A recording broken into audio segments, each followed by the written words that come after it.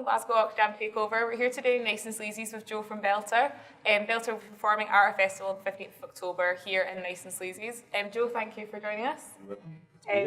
So what can you tell us about your band Beltur? First of all, where did the name come from?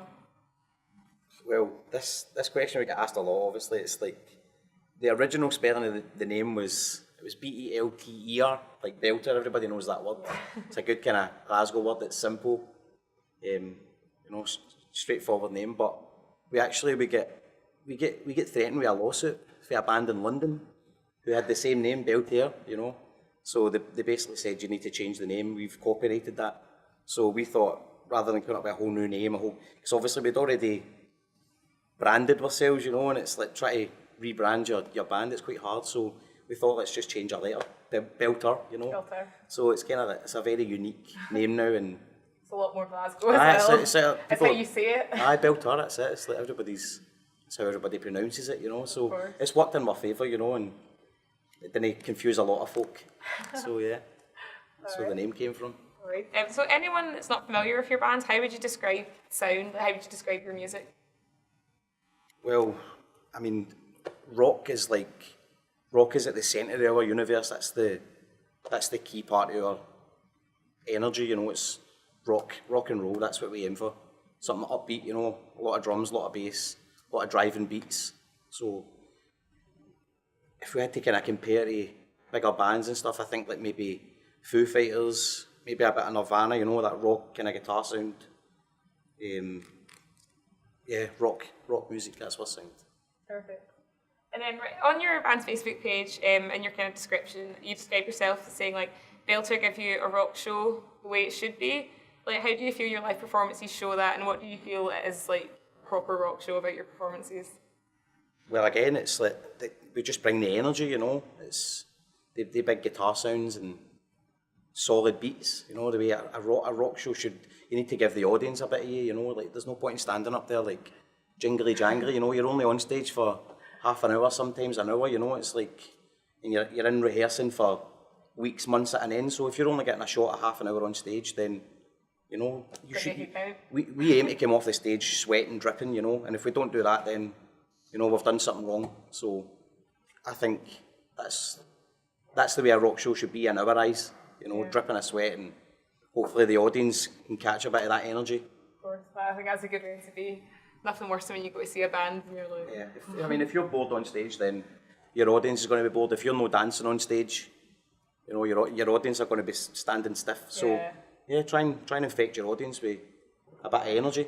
Make the most of it while you're on the stage. That's it. You just make the most of that. Stage time. Yeah, fantastic. And then so this year, the Oxjam Glasgow Takeover is one of our biggest festivals yet. We're doing 10 different venues, and it's the 10th year of Oxjam, so it's a really, a big deal for us. So what made you want to donate a performance for this year's Glasgow Oxjam Takeover Festival? Just to, first and foremost, it's the cause. It's like poverty. It shouldn't be happening in this day and age. It's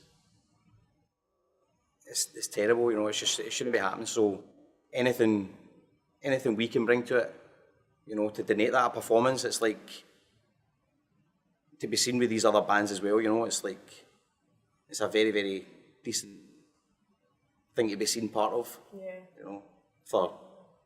For every good reason, for all the right reasons, like music should be shared, and that's it. Rather than take money all the time, you should share a piece of it. So that's why it was a no-brainer for us, just to be part of the bands, and obviously first and foremost the cause. Yeah. The cause of poverty. It shouldn't be happening.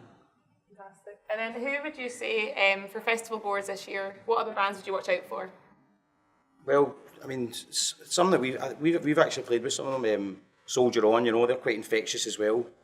We've not played. There's a band there I've seen, the Twistettes. They look really decent. I need to check them out. The Renains as well. I've seen a lot of their kind of profile online. It's just again it's quite hard to get time to go and see these bands, But they're doing the right things, So I'd say like Twistettes, Renains, Soldier On. There's a good young band, Dogtooth. They're really good as well. Okay. So come in, just make the most of your wristband, jump about the venues. That's the whole point of it, jump about the venues and go and see a band you've never heard. They might be your best new band that you've never heard. That's probably a good tip as well. Fantastic. And then, so you've got Oxjam Takeover Festival obviously coming up, and then you've got a new EP coming out before the end of the year. Is there anything you can tell us about that? Well, we're keeping it secret. That's all. We'll have a new EP, and what can I say? We'll let the music do the talking with that one. It's our biggest and best one yet, and we're very excited, and yeah, we're honoured to be in a position where we can still be making music. You know, it's just please keep your ears peeled, or your eyes peeled rather. Well, thank you, Joe, for joining us today. You're welcome. And for anyone that wants to find out more about your band, where can they find you online? All the usual, probably the Facebook page is the main hub, you know, your SoundCloud, got a YouTube channel, all the normal ones, yeah, but come and see us live and watch us kick poverty in the ass. That's it. Cheers. Right. So thank you very much, and we'll see you at our festival on the 15th of October.